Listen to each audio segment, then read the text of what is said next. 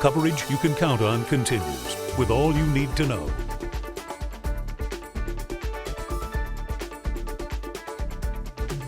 It's the 18th anniversary of 9/11, and we remember it as a day where many lives were lost to a horrific tragedy. Right now, you'll find roughly 3,000 American flags on the Indiana State University campus. And that's where we find News 10's Jordan Kudish this morning. She's live with more on what the community is doing to take part in the anniversary.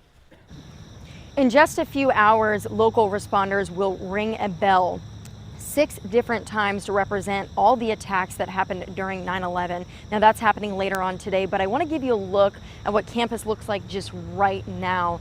You can see there are 2,977 flags placed on campus to represent all of the lives that were lost during this time. You can see that they're here. It's kind of incredible to see them placed out on the campus like this. Now, if you take a look at your screen, you'll see the details of when those bells will be rung. There's some of the times on there. Each of those times, like I mentioned before, represent all of the attacks. One of the bells that will be rung during this time is the fire department's very own. They use that for their fallen heroes. Now, first responders tell us that you should take time today to reflect on all of those lives that were taken way too soon. Reporting live from ISU's campus, I'm Jordan Kudish with News 10. Indiana Governor Eric Holcomb has directed flags to be at half-staff today. This is in remembrance of those victims of the 9/11 attacks. Flags should be flown at half-staff from sunrise to sunset. Coming up on CBS This Morning, in honor of the September 11th attacks, Adriana Diaz speaks to her former high school classmates.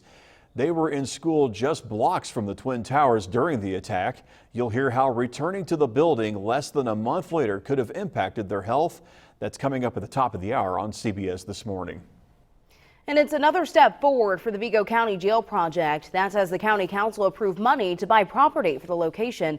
They also approved establishing the maximum amount of the lease payment, and that's what commissioners will use to pay for the actual jail.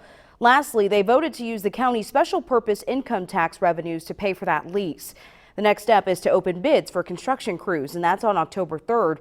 That's when we'll see what the project will really cost. After that, we'll be closer to breaking ground. Election Day coming up on November 5th. Terre Haute voters will elect a new mayor and city council members. They'll also vote on 2 referendums. Those living in Vigo County will also be eligible to vote for referendums. One will decide if a casino comes to Terre Haute. The other involves raising property taxes to help the Vigo County School Corporation with operating costs. The Knox County Council approved an interlocal agreement, and that's with the city of Bicknell.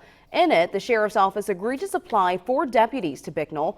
The city will pay for those deputies. The agreement comes after Police Chief Terry Stremming was put on leave in April. That left the department with only 1 full-time officer.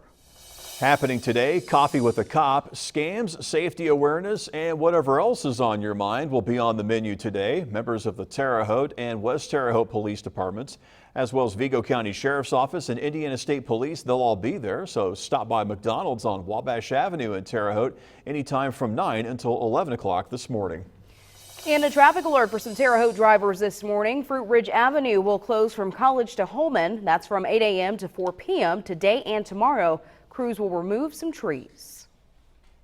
Good morning. A hot, sunny day today with temperatures in the lower 90s. Our temperatures will drop slowly as we move through the night tonight, with temperatures dropping to around 70 degrees for a low overnight, and then they bounce back into the lower 90s once again tomorrow. Mostly sunny and hot once again tomorrow afternoon. If you have to do any outdoor work these next couple of days, keep that in mind. We're going to stay dry though until Friday, with temperatures dropping from the lower 90s into the lower 80s on Friday. Chance of rain, and then next weekend, Saturday, mostly sunny. Temperatures right around normal in the mid 80s. All right, thank you, Brady, and thank you so much for waking up with News 10 this morning. Be sure to join CBS This Morning coming up at the top of the hour, but right now we're going to take you back to the Indiana State University campus where we have this wonderful closing shot for you. Please never forget what happened 18 years ago today. We hope you have a wonderful 9/11.